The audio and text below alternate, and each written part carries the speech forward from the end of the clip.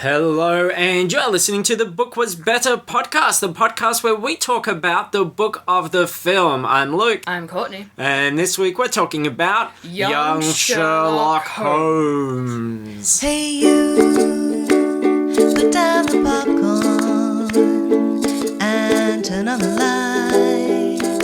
It's gonna be alright, my friend.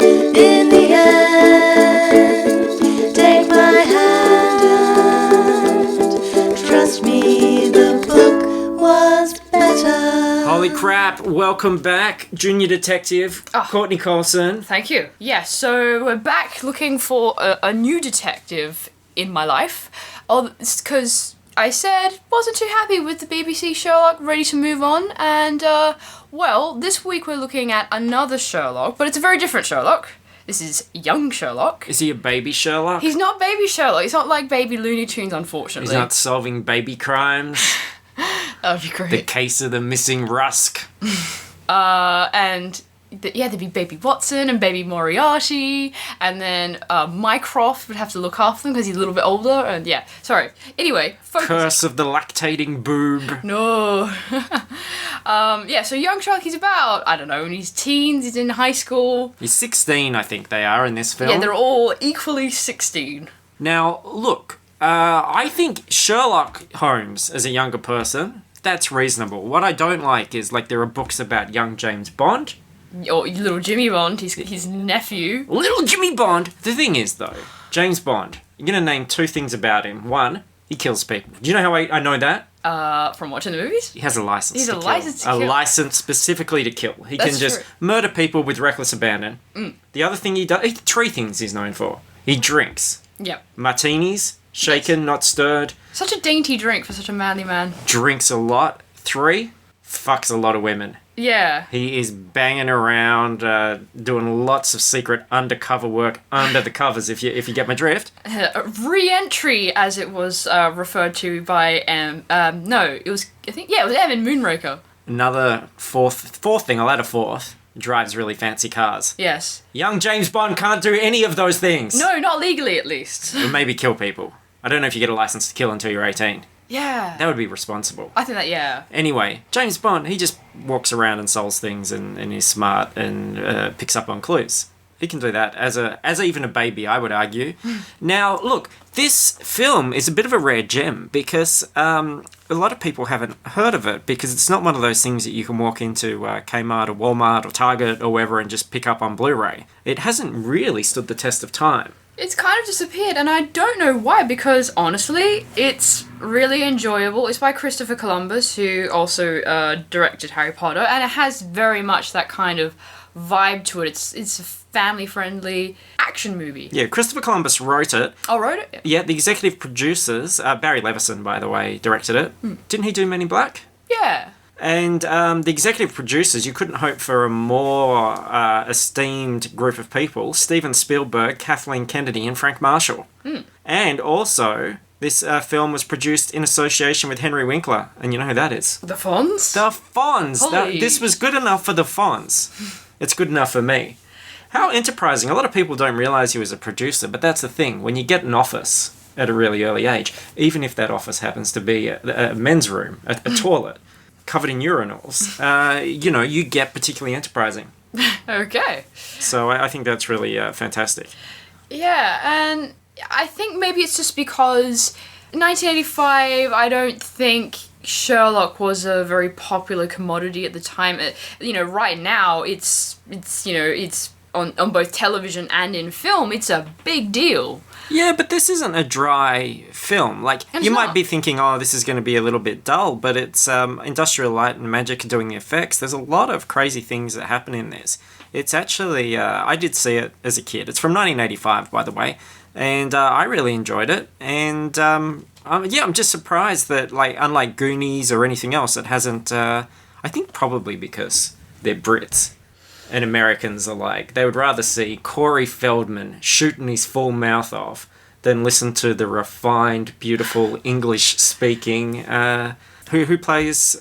I sadly don't remember his name. That's the thing, both the guy who played Sherlock and the guy who played Watson never really went on to do anything else. Lost to history. Well, that could be another factor as well, because, you know, The Goonies has a lot of actors who are still well known now, or better known now. Whereas, yeah, this doesn't really have any celebrity pull to it. I want to start the fight to put this thing... Right? I want it on Blu-ray. Yeah. God damn it. And this is an ex-library copy by the looks of it. And they got it in 1986. On New Year's Day. Yeah, so they were really ready to snap it up. So, tell us about the author here, Courtney. You've done some research. Yes, this time I've been doing all the research and the notes and stuff. Oh, I feel like I'm the boss. Yeah. Yeah. I'm your Watson. Yeah! So, written by Alan Arnold, who also worked on Once Upon a Galaxy, a journal to making of the Empire Strikes Back, and contributing to Star Wars The Empire Strikes Back Official Collector's Edition. So he knows a lot about Empire Strikes Back. Also, I want to mention that at the back of the book, he mentioned that he was raised in Egypt, and my god, does he talk about Egypt in this book a lot. A majority of it is padded out with wistful reminiscence of Egypt. And it does play a factor in the book, but not that much. Yeah, I thought that's really interesting because Egypt does keep coming up, and the fact that not only did they get a novelizationist who is able to sort of get into the head of Holmes and obviously is passionate about Sherlock Holmes and the history of Holmes.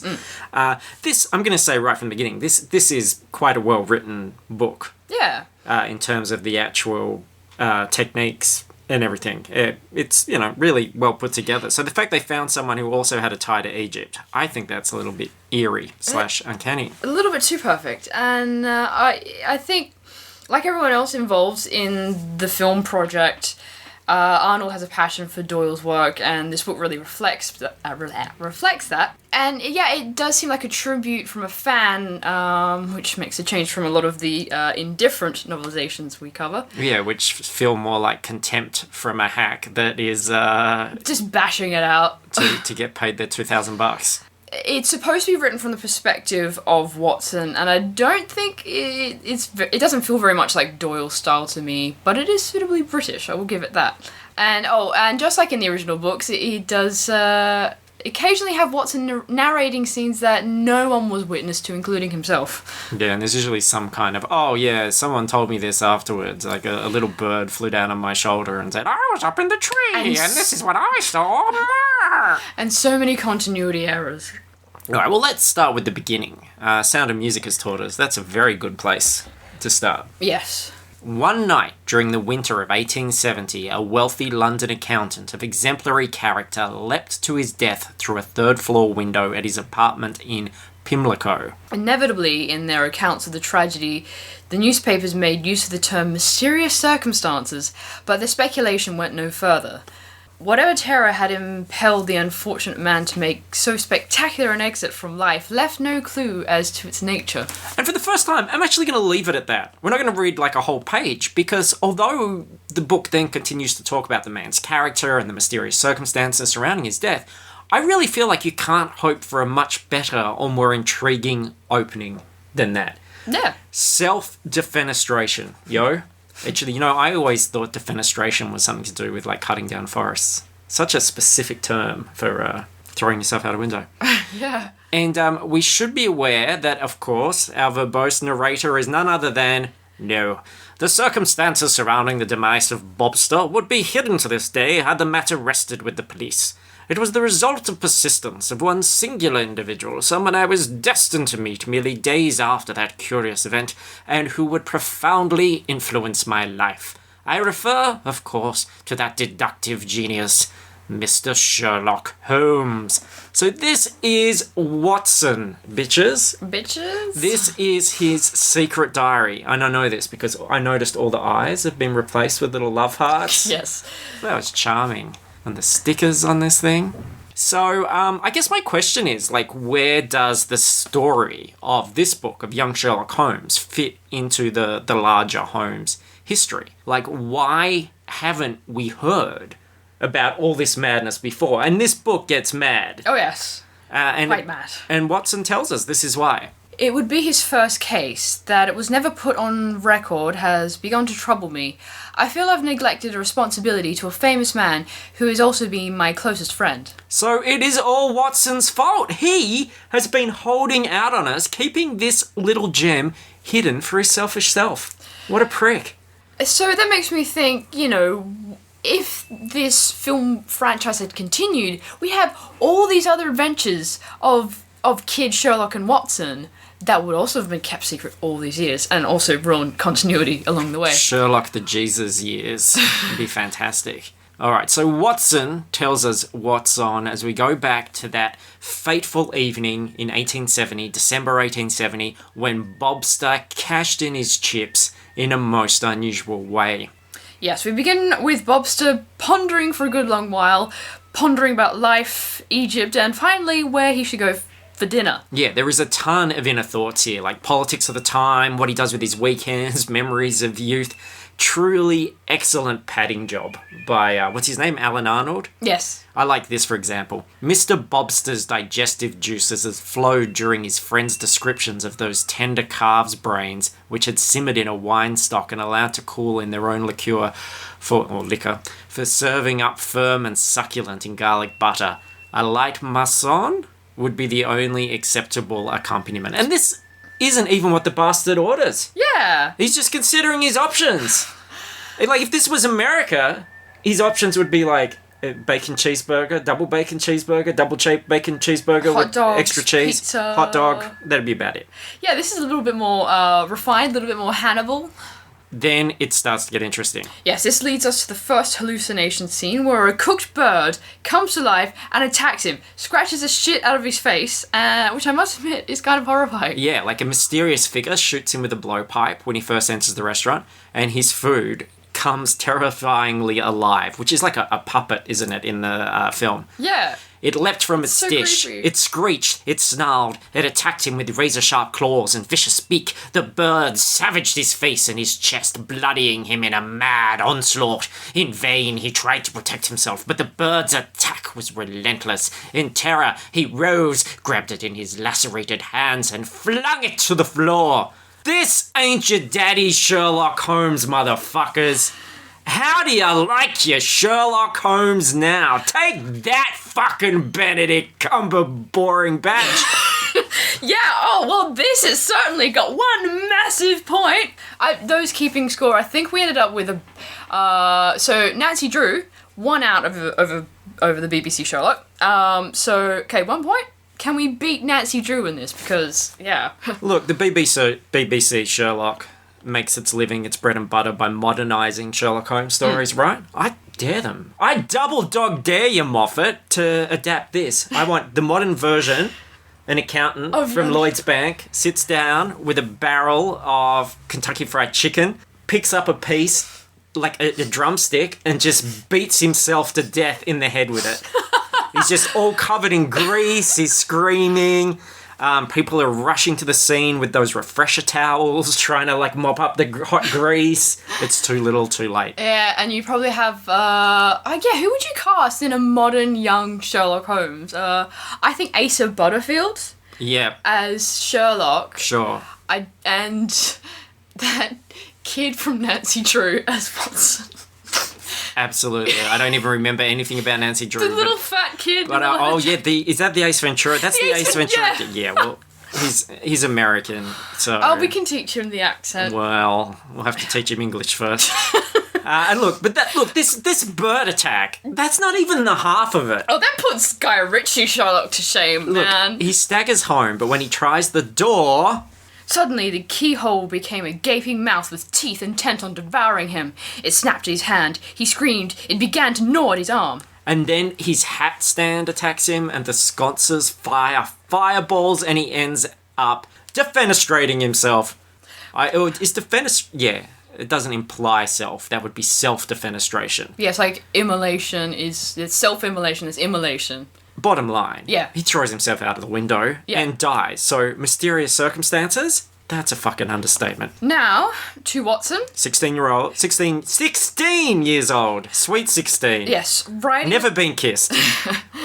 Riding the train to his first day of school. Harry Potter style, son, except Watson did it first, for the record. That's true. Good long while. Interesting that Christopher Columbus and everybody went and made Harry Potter later, considering they'd already made it in 1985 under the guise of Sherlock Holmes. I think they were just really upset they didn't get to know another young Sherlock, so they went, oh, well, Harry Potter's close enough, kids got glasses, yep, let's go. Solved.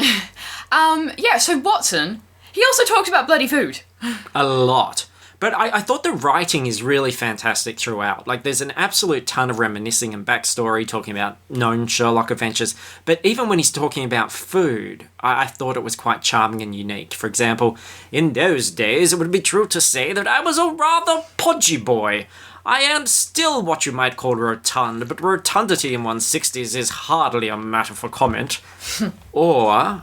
snacking then has contributed to my pneumatic tire and an appearance of wearing clothes always a shade too tight for me, but it has been an infallible morale booster.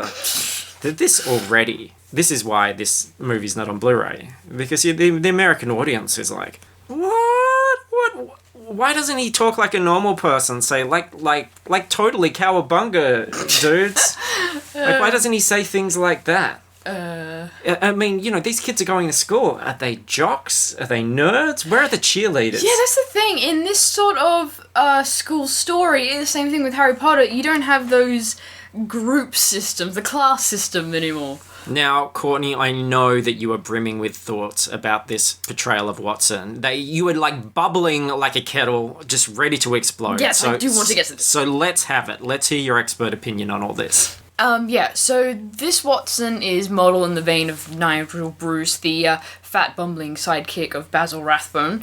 Rathbone sounds like a killer metal album, by the way. And yeah, they kind of defined what we think of in terms of the visuals of Sherlock and Watson. Rathbone was the first to have that massive pipe and the hat and the cloak and all of that. And it's just sort of hung around ever since. It's kind of like Frankenstein. We think of Frankenstein's monster as that version in the 30s, and it's stayed that way ever since. So who's the most faithful on-screen adaptation in your opinion? I'm really not a fan of this kind of Watson, but the most faithful one, if you're curious, is actually Jude Law in terms of his build, hair color, just what he wears. Everything is spot on, and I think it's important to have a more competent Watson because they serve to balance Holmes and keep him in line rather than assuming that role of the worshipping fanboy. But in the context of this film, I think, Holmes and Watson are so young and meeting for the first time, it makes more sense. And they seem to draw primarily from the novels and the Rathbone era. Yeah, there are references, right, to things from those books? I haven't read any of this stuff. I'm learning here alongside you, dear listener. Yes, I am kind of... We're at the Church of Sherlock Holmes here, as Courtney gets up to the pulpit and explains. Yeah, I'm a bit of a Holmes scholar. So Watson makes reference to being shot in the shoulder, and here's how little evidence of how little Doyle gave a shit when he's bashing out these stories. So, Paul Watson is described as having a shoulder injury, which later swaps for a leg injury. He has a dog, and then the dog disappears forever. And then wives of different names seem to come and go. Sometimes he's called James for no reason. So, Conan Doyle don't give no shits about continuity, son. Sounds like a proto-George Lucas. Yeah. Also, Watson implies that this tale fits into continuity. So, why do they act like strangers when they first meet and study in Scarlet? Continuity is meaningless in this franchise. Human sacrifice, dogs and cats living together, mass hysteria. These were the days before Facebook, man. Like, you leave high school, everyone's kind of embarrassed. You don't think about those times. It's lost. Yeah, they just write it and don't look back at anything ever again. So, this Watson, I will also mention, differs from the canon in terms of personality. He's more anxious and critical of Britain, and he voices concerns over politics, which is something that is largely kept out of Doyle's work, save for his praising of all things American. Especially double bacon cheeseburgers. Yes. For example, the Noble Bachelor, one of the short stories, saw Holmes' uncharacteristically long foray, and I quote, "a worldwide country under a flag which shall be a quartering of the Union Jack with the stars and stripes." Well, we all know how that worked out. Not very well at all. Okay, so Watson arrives at school, goes to his room, and notices that there's a lot of chaos in the bed and desk next to him. Chemistry set, sheet music, newspaper clippings, or crime-solving shit. Yes, and there's also reference to mystery books, including the works of Edgar Allan Poe, who, just in case you're wondering, was said to have defined the detective genre. I think that was Batman, but I will let you have that. And then he hears somebody murdering a violin, or is it trying to murder him? He was wrestling with the instrument as if it were intent on choking him. I was impressed by his appearance. His eyes were sharp and piercing, his nose thin and hawk-like. He gave his whole expression an air of alertness and decision. And he's about to throw the violin out the window because he hasn't mastered it in 3 days, and apparently patience is a waste of time. So I like him already. Yeah, Sherlock's introduction is wonderful. It effectively conveys his entire personality in seconds, as well as cementing their relationship, to the point that it seems perfectly natural that Watson is suddenly following this guy he's just met around everywhere. And I must mention how perfect the casting for this movie was, especially Sherlock.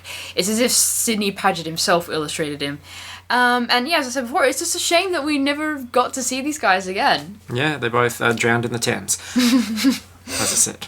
Oh dear. And then, of course, he figures out everything about Watson just by looking at him, including his love of custard tarts. But he does get the name wrong. He says James, not John. And I think the fact that Sherlock's seductions aren't quite flawless yet is a great touch. It makes him more believable and human. And I just want to reiterate that author Alan Arnold is really bringing his A game to this. And he could just phone this in, but every little thing becomes special. And I feel like Spielberg produced films had all the best novelizations of this era, whether it was, Goonies, Back to the Goonies. Future, E.T.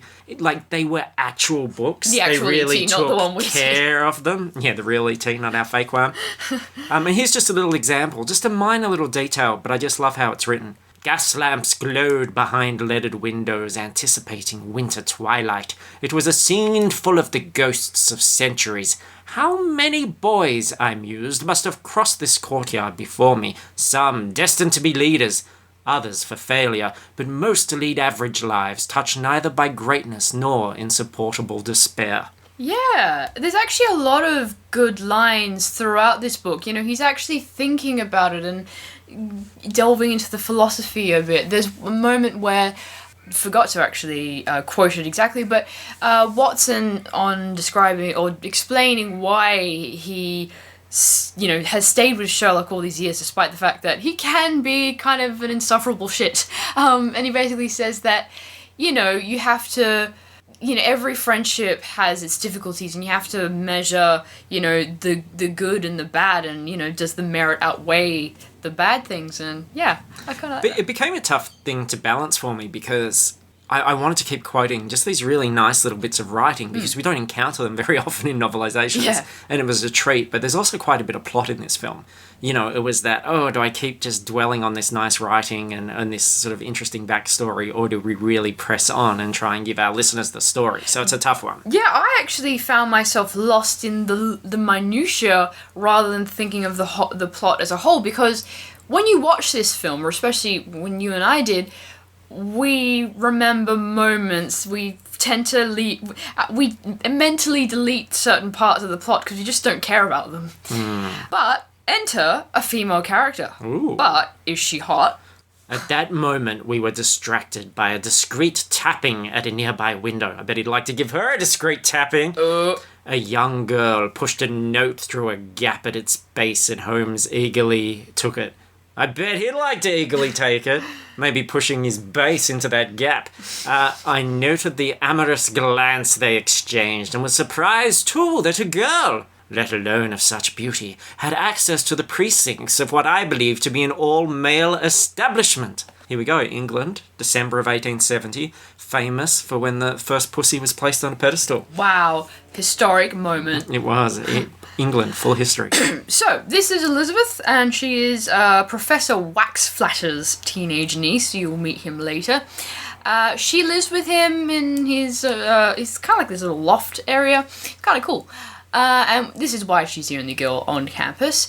If you've seen the film and wondered what she had written in that letter, the book does explain this, and I'm not really sure why it was cut out. I think it was just a lithograph of her boobs. Yeah, how'd you know? So, as Sherlock and Watson go to meet Elizabeth in the library, they take a detour to an apothecary, and Sherlock proceeds to take a swig of cough medicine.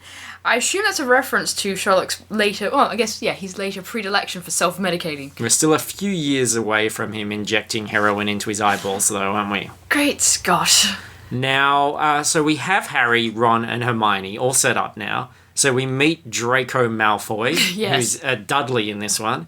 And he tries to impress Elizabeth with like this gold watch that he's got. But Sherlock deduces it's a cheap bit of eBay crap and calls Dudley a pompous ass, which is like the C word in 1870s. I think so. Harsh words indeed. Yeah, he plays a bigger role later on. He's such a dick. Anyway, so when Sherlock meets up with Elizabeth, he kisses her, and I don't know how I feel about that, because it feels so weird to see Sherlock being romantic with anyone. So, for me personally, I think a lot of people tend to agree that Sherlock is an asexual character, you know, he... Is that in the books? Has that been stated? It's, well, there is a famous quote by Conan Doyle that says, you know, he's as capable of love as an abacus or something along those lines. And, you know, he's intentionally supposed to be absolutely uninterested in those sorts of things. But love and sex are quite different Oh, things. you know, that's true. But he loves Elizabeth. It's Yeah. a romantic relationship. He might also love having his knob polished. Yeah, so I'm not going to go so far and say that to do this is asexual erasure or whatever, but I think in a way it does make sense, because I get, you know, Sherlock's young, he's still figuring himself out, and probably has hormones, so that's involved as well. But later, you find out that the whole there's a purpose for this relationship. This Elizabeth character is only here for one reason, and it bothers me so much. Well, look. Imagine we're in like an office, we're solving this mystery, we're putting all the pictures up on the wall, we're putting strings, drawing correlations. We'll put a pin in that. Yeah, I'll definitely leave that for later. We'll put a pin in Elizabeth and we'll grab her later. Yeah, so... We'll find out what her deal is. Yeah. Is he gonna put a baby in her belly? I don't know. We're gonna find out. Yeah, so just from the perspective of you know, how a female character is treated, how sexuality is treated, you know, this is a good story to just kind of discuss that and analyse it, so we'll get to that. It's all interrupted anyway when a hooded figure appears. And how does no one notice him? He even makes bell noises. It is explicitly mentioned that he makes tinkly little bell noises. He is the jingler. Yes. Well, I know why, because Watson had his nose in a book and Sherlock had his nose in Elizabeth. Oh dear.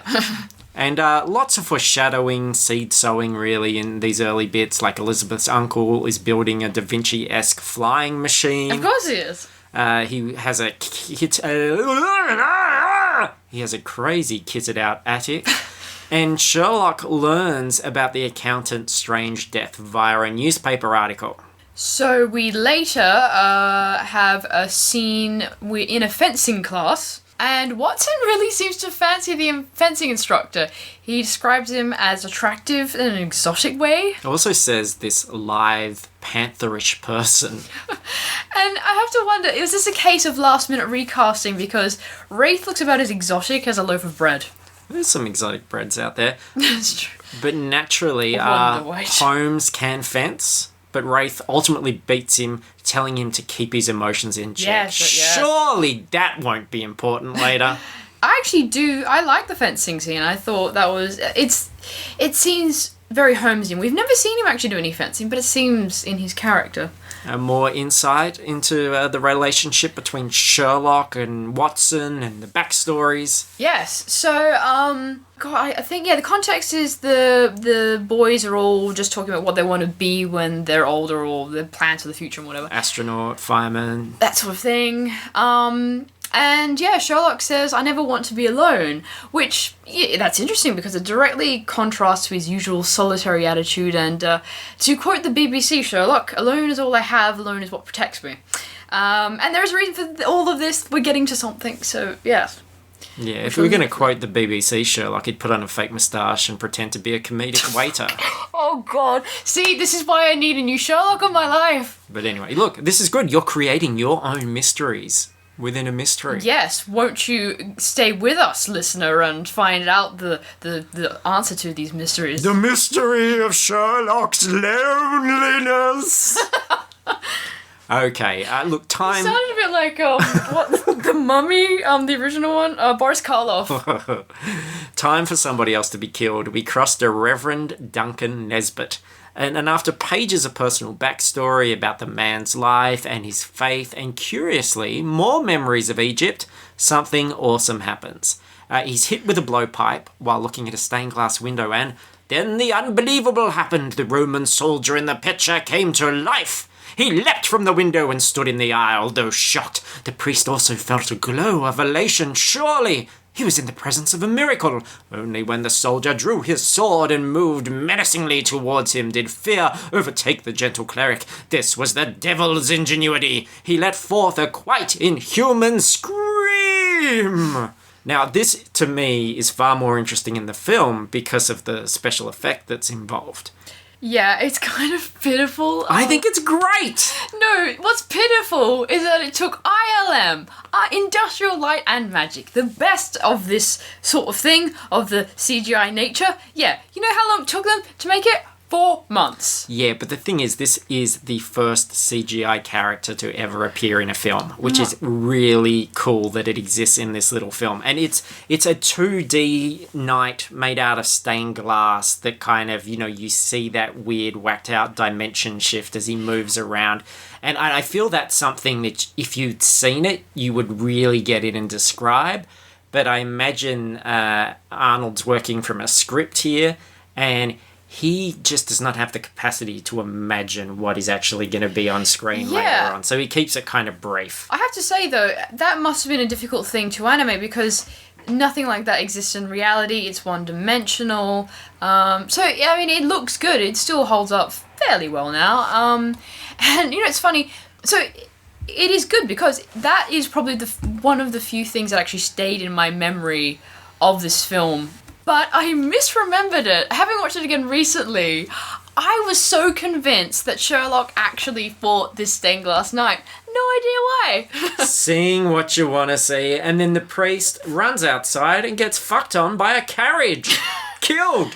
Again. Then an absolute ton of Watson talking about Holmes' character. Too much for us to keep dipping into, but it is all pretty great for me. I really felt that these were totally fleshed out characters, even for the novice Holmes reader like myself. So bravo, Arnold. This is a rare attention to detail. Yeah, it really does encapsulate the general feeling of the Holmes franchise in, taking bits and pieces from all over the place. And really, if you had no knowledge of Sherlock, which I don't think I did when I first watched this, you've got a pretty good sense of what those stories are. And it all leads to a scene that I really love in the film where Dudley, he was our bully, challenges Holmes to a test of ingenuity and deduction, where he hides a school fencing trophy somewhere in the school, and we get to see Holmes doing his thing. He's got 60 minutes to find it, and sure enough, with 2 minutes to go, Holmes picks up an antique vase and... But Holmes was not deterred. Before anyone could stop him, he had flung it down. It disintegrated into small pieces, revealing, amid the debris, the school fencing trophy. It was a heroic moment. Dudley left seething with venomous hostility, but the crowd cheered and Elizabeth and I beamed with pleasure. This is his Quidditch match, and he fucking hammered it. Found that trophy. Everyone just absolutely loves him. All right, let's churn out some plot, because there is a fair bit here.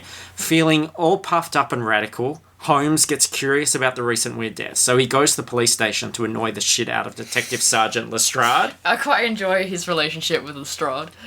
Dudley, obviously, because of all that venom he was spitting, fakes Holmes cheating in an exam, and they expel him, which happens so quickly in the book especially. Like, it's a page, they go, oh, all these amazing things he's done must because he's a cheater. So they expel him. I can relate, Did you ever get that in school where your teacher would say, oh, this is written, the vocabulary is too big and, you couldn't possibly have written it?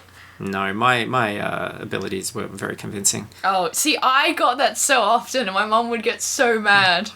And Wraith and Holmes have one final duel for old time's sake, and Holmes is dazzled by Wraith's pimpering and gets his pretty face cut. Yeah. Doesn't he? Cuts his face with his pimpering. He gets distracted. It's like, remember me like this, Holmes. Cut your face, bitch. And then Holmes is about to piss off forever. But a mysterious figure drops a blowpipe, and then they see, we were now at the centre of the crowd.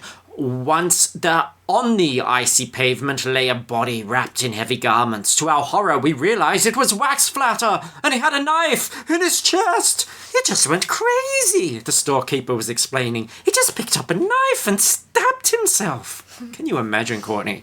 Oh my God. Hearts aflutter in 1870 England. Horrifying. And Elizabeth, poor old Elizabeth, that was her uncle, don't forget. She mourns in the attic while Watson tries to console her, and everything really looks like it has gone to absolute shit. She just basically stays in the attic for the rest of the story and doesn't do much of anything. She is a flower in that attic. She is no Hermione Granger. Until... We turned, and there was Holmes. He had entered through a skylight window with the agility of a lemur. Monkey Holmes is in the house. So, look, Holmes, this is quite clever. This is why he was expelled. He can now secretly live in the attic. He doesn't have to go to school, and he can spend all his time solving these damn crimes like a total boss. It's excellent. Yeah, we just had to get rid of the school aspect to free him up to actually move the plot along. So they research the blowpipe. Turns out it's Egyptian. I think this could be a Mumra situation. Yes. Full dirty bandages, Mumra howling from atop of a pyramid problem. And the two boys, they go to an Egyptian bar and they show the blowpipe and they're like, what do you think of this? And they get told straight out, fuck off. Literally, that's what this is in the book. Yeah. Yep. Trust fuck off, you fucking English schoolboys! Go back to your school puddings, you twats! and they, get knives out, and they're like, we'll stab you to death! So they leave the bar. They shouldn't be in a bar anyway. They go to the library, they read a lot about Egyptology, and they figure out, basically, the nature of this fear serum. You mean you would even stab yourself in sheer panic, as poor Wax Flatter may have done? But why, Holmes, would anyone wish harm to such a fine fellow? And how could you possibly connect this to Reign Tep, a religious sect that came into being 5,000 years ago? Yeah, to be honest, I've seen the film a few times now, and I still don't know how you can connect all this to this Egyptian sect. I had to actually look it up and cheat. Alright, so Arnold editorializes a bit about religion and his personal philosophies. First, Reverend Nesbitt was described as holding the near-agnostic belief of one God, many religions, and then later Arnold continues this thought and supposes that Christianity descended from Egyptian religion.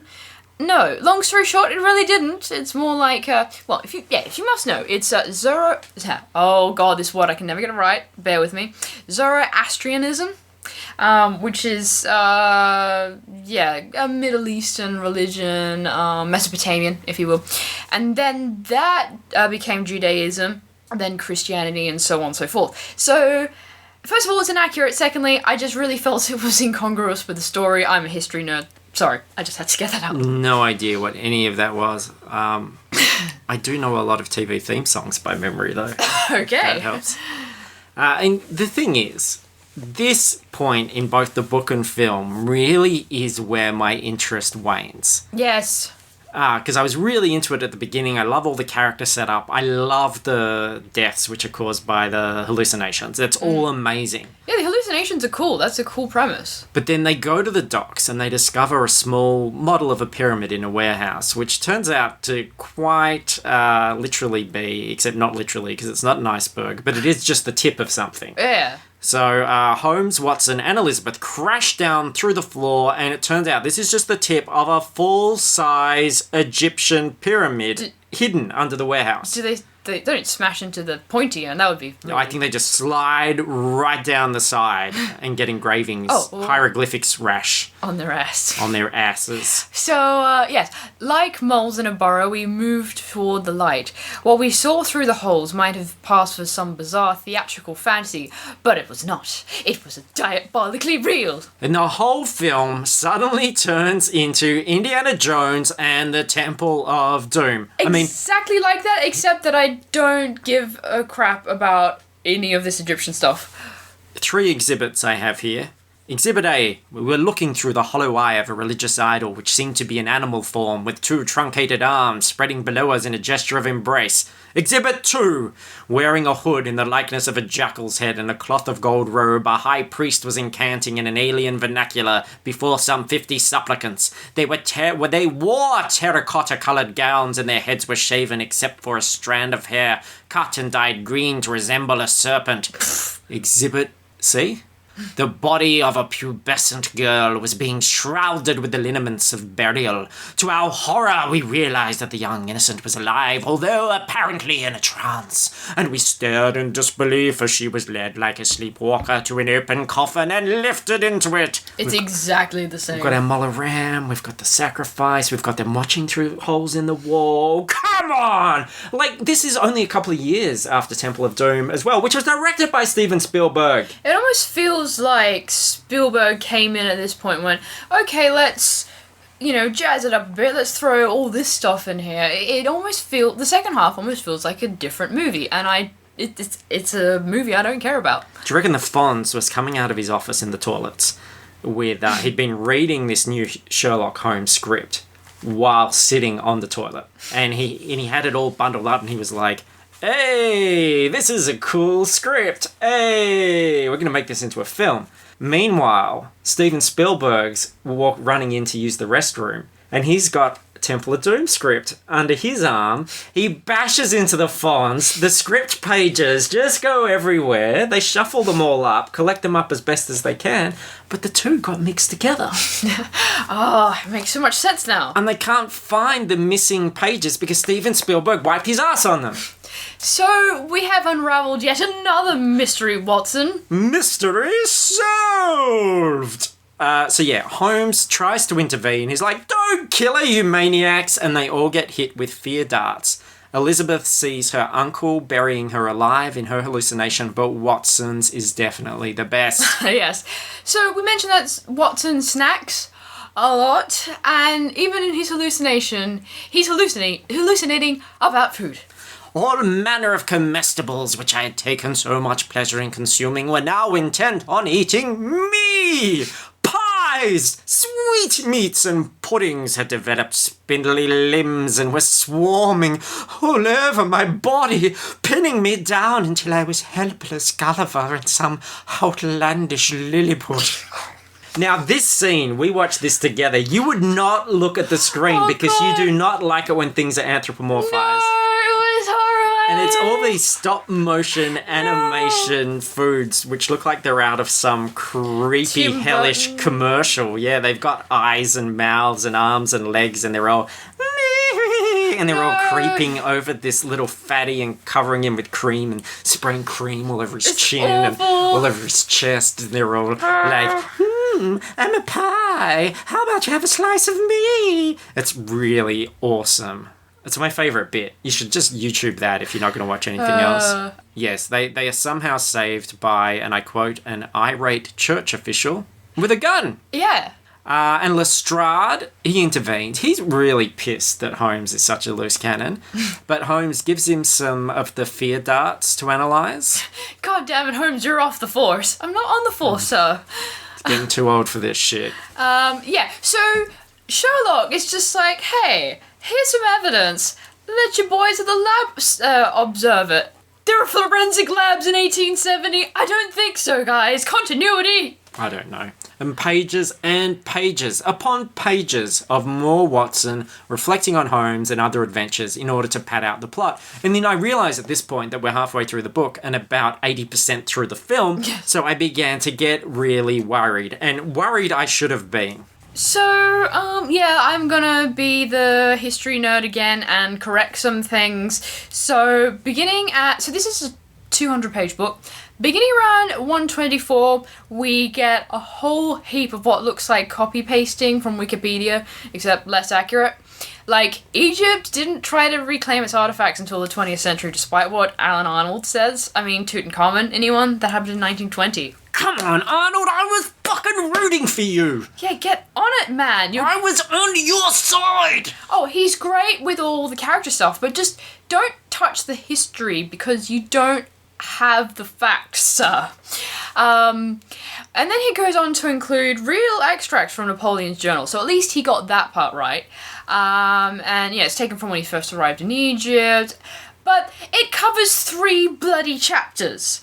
And the only thing I can assume is that maybe they were going for a kind of a Valley of Fear, Study in Scarlet, story within a story thing. Yeah, I just can't do it. Like, the film and book totally lose me at this point, and all momentum is suddenly lost. And I found this, we were enjoying the shit out of the film, and once I got into all this Egypt stuff, we started to just talk all the way through it, so I didn't remember this part. And then the book adds so much extra padding and story about it that I was going nuts. I couldn't do it.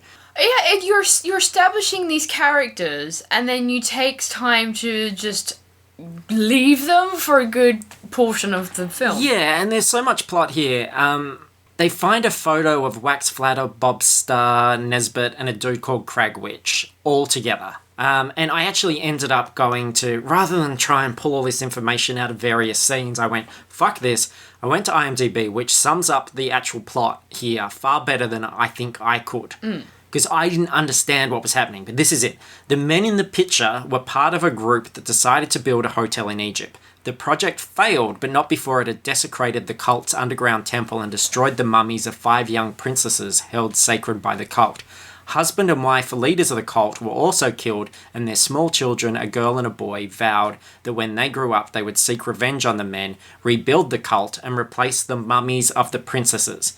And all the men except for Cragwitch are now dead, and then he gets attacked after he explains this. So, yeah, basically they're sacrificing, they're the children of the cult leaders, and they're sacrificing these princesses to replace the ones that were desecrated. Yeah, so this does remind me a little bit of Sign of 4. I quite enjoyed that novel, and it's the first appearance of Watson's, well, one of the more permanent wives, Mary Morstan. And seeing that story, it takes place in some exotic place. Well, it makes references to that. You know, the mystery is based on, you know, these 4 men who, it was somewhere in India, I think. You know, they got this treasure and they shared it or some such thing. But the story still maintains most of its focus on Sherlock and Watson. It's very contained in that one location, whereas this is trying to cram too much in. And yeah, as I said before, Sign of Study in Scarlet and Valley of Fear.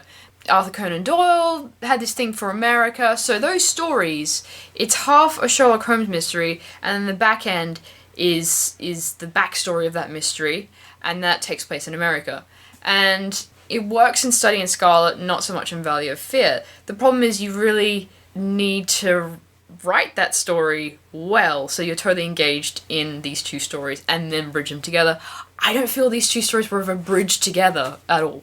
Cartoons, I particularly know the lyrics to a lot of cartoon themes from TV. Are you feeling left behind? No, just I'm sharing what I know. Okay. So, yeah, and there is character stuff, but I feel like he's more relying on history and character than actually selling the events of the film at this point, which is a shame, because I was enjoying his writing, and now I'm feeling kind of bludgeoned by it. And a bit rushed, too. So, the hallucinations that, you know, Watson, we already know what he hallucinated about. We know what Elizabeth saw. But Sherlock kept really quiet about it, and then later on he explains what he sees, and he's uncharacteristically candid with Watson about his family, and that whole backstory. So what he saw was basically his parents arguing, and then his dad was blaming him, and coincidentally, often when Batman gets fear-gassed, Batman sees the same thing, his father being disappointed in him. Very similar characters. Both detectives. That's true. Both dressed like bats. Well, I'm just Both disappointed. punch a clown in the face. Yeah, I don't think my father's disappointed in me so much as I'm disappointed in him. So what does that make me? Me too. That makes you a man bat. Oh, okay. It's the opposite. The opposite, right. Yeah, it is actually a pretty dark scene, and I kind of like it. But the way it's written in the novel is actually kind of laughably angsty. And so this is an area that is pretty open to interpretation in terms of Holmes's childhood. A lot of Holmes scholars have often speculated about his parentage. Some suggest he had a troubled or cold childhood, and others say that he had a perfectly ordinary upbringing. So yeah, I don't mind the film exploring this possibility, and Chris Columbus said that, and I quote, "The thing that was most important to me was why Holmes became so cold and calculating, and why he was alone for the rest of his life. That's why he was so emotional in the film. As a youngster, he was ruled by emotion. He fell in love with the love of his life, and as a result of what happens in the film, he becomes the person he was later." So there's a clue. Yes. On this trail of Yes. mystery. And yes, so as the pincers close on this whole affair, Elizabeth, of course, is captured. And it's all revealed that Wraith and Mrs. Droop, the school matron, are the revenge-seeking siblings of the cult. Whoa. They want to sacrifice Elizabeth. She's the last princess they need to replace. Holmes and Watson take chase in, yes, you guessed it, to this day, I cannot explain why I acquiesced. Holmes' enthusiasms were always difficult to resist, his confidence infectious. I was aboard a flying machine with a wholly inexperienced pilot and a little Jack Russell in my lap. Oh, I thought that Jack Russell was the pilot. Not a euphemism either. And so then- Elizabeth is a damsel in distress. Yeah. Hermione wouldn't be a damsel in distress. No, she would turn back time. She would find a way. She'd take back those words that hurt them, and she'd say, look, after a whole lot of padding, I'm not talking about me here, I'm talking about the book, Arnold seems to just rush through the climax. We lost no time in rescuing Elizabeth, but while she and Holmes embraced, Wraith reappeared on the scene. In one hand he held a gun, and the other a sword. Holmes had his back to him. Only Elizabeth could see what he intended. She thrust Holmes aside, and the bullet hit her instead. So Holmes duels Wraith on the ice. Wraith falls through and disappears, and Elizabeth dies in Holmes's arms. Yeah, whatever. Elizabeth is completely useless. Really, that I don't care. So that was the triggering event that made him a cold, calculating, lonely man. The woman, the girl he loved, the girl that passed him a lithograph of her boobs had died in his arms. Eye rolls. Hold me, Sherlock, I'm so cold. And now I shall forever be cold. Oh, angels, Sherlock, angels. Yeah, so I do take issue with this cliche that, you know, any character who is, you know, a bit introverted or cold or distant or just asexual, oh, surely some tragedy must have befallen them in their lives for them to become this way. I mean, could you imagine, you know, homosexual characters being treated the same way? Like, oh, surely something had to happen to them in order for them to be gay. Yeah. This isn't about his sexuality, though. This is about how driven he is. Batman's parents were gunned down mercilessly by Joe Chill in Crime Alley. Don't take a shortcut through Crime Alley late at night. Yeah, I mean, who does that? It's like right there on the sign. Were your best pearls in Crime Alley? God damn. Foolish woman. Got what's coming to her, in my opinion. So, yeah, the sexuality part is you know... He becomes driven. Yeah, so the whole, his whole driven nature and stuff is like, why can't he just be that way? For some reason I feel like, well, maybe because I relate to Sherlock so much that nothing had to happen to him or me to make us the way we are. But what if you are fearful, like a lot of these heroes are, that if you let people too close, if you let them into that inner sphere, they will be hurt because of your actions and because of your drive to punch crime in the dick. Well, I think it's because I've watched Casino Royale recently, and it's the same thing that, you know, Bond is this cold badass, but then he meets Vesper and they fall in love, and he has this chance of a normal life, and he wants to give all the spy stuff up, and he's just going to spend his life with her, and then she betrays him, and then she kills herself, and he's like, the bitch is dead. And then, you know, that's why he's all angsty, and then cue the dunna, dunna, dunna. That was that Chris Cornell song. It's pretty good. Anyway. He's going to focus less on being a spy and more on giving some spice. Spicing things up. Ow! He's going to ride a Vespa. Wow! Yeah, so I think, not even from my personal reading of the character in terms of he's just driven because he is, could be on the autism spectrum, or, you know, he's asexual. I think it's just such a trope that, oh, he has a tragic backstory where this woman who was useless dies, and that is what drives him. That's it. At least Vesper was a badass. She did things. She's the best Bond girl. But Elizabeth is the worst Holmes girl. Well, you can all love to hear your opinion. Battle that one out with Courtney on Tumblr. Oh god, yeah, if this went on Tumblr, it would never end. But yeah, again, this is just my personal opinion and my reading of the character and my feeling about certain tropes. So yeah, just putting it out there. And the temple, the Egyptian temple, is burned down, and Holmes buggers off again. So let's read the ending, and I don't really know where we should go here. Yeah, it doesn't have a clean ending, I don't think. It is some time since I have seen him. My wife has become more possessive with the passage of time. She likes me to be at home. That may well be to the benefit of a man of my years, but one fine autumn evening, a month or so ago, I found my footsteps leading me in the direction of Baker Street. I was tempted to call, but thought better of it. Perhaps Holmes, too, now lived with his dreams. But I could not help but wonder if things had changed. Did he still keep his cigars in the coal scuttle? His tobacco in a Persian slipper? Were those great volumes of scrapbooks in their usual disarray? Were there still bullet marks on the wall? I could almost see him entering the bedroom with the candle in his hand, rousing me from slumber to join him on a new case. "Watson, the game is afoot," he would exclaim. "You are my one fixed point in a changing scene," he once told me. But what defense against change had he now? He had never married. I returned to Kensington to my anxiously waiting wife. But while crossing Hyde Park, I imagined that I was being followed, at least by a host of memories. "I saw no one," I would have told Holmes. "That is what you may expect to see when I follow you," would have been his reply. That's vague. The movie actually has a post-credits scene What? where Wraith is revealed to have survived and revealed to have the real name of Moriarty. That's silly. So there we go. That is young Sherlock Holmes. Started young. By the time we got through this thing, he was like 35. Yeah. So I've got to ask you, Courtney, as I always ask at this point in the show, was the book better?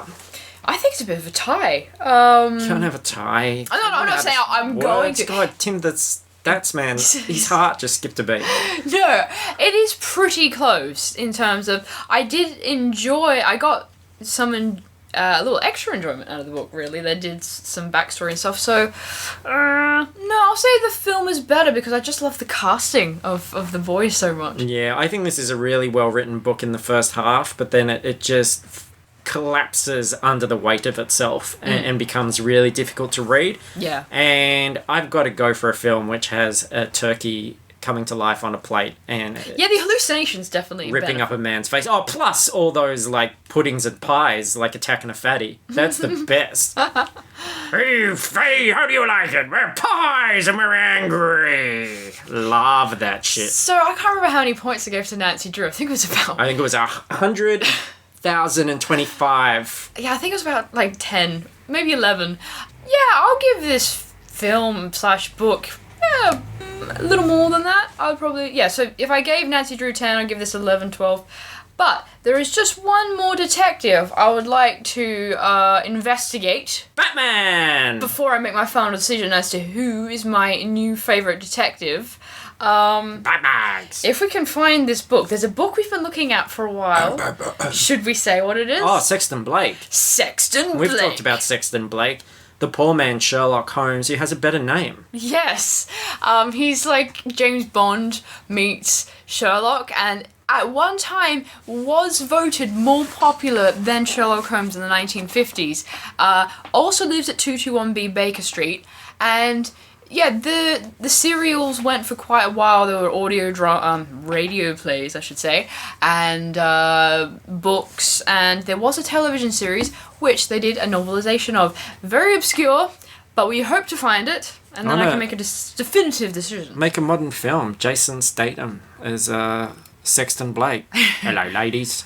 I'm fucking Sexton Blake. I have a ton of sex. I was thinking of, like, Mark Strong. I don't know why. That's just where my brain went. He's too obscure. People don't know who he is. Oh, of course they do. Yeah, he was... He's in everything. Yeah, he's kind of that guy. He's Lord Blackwood in the first Guy Ritchie Sherlock Holmes, which...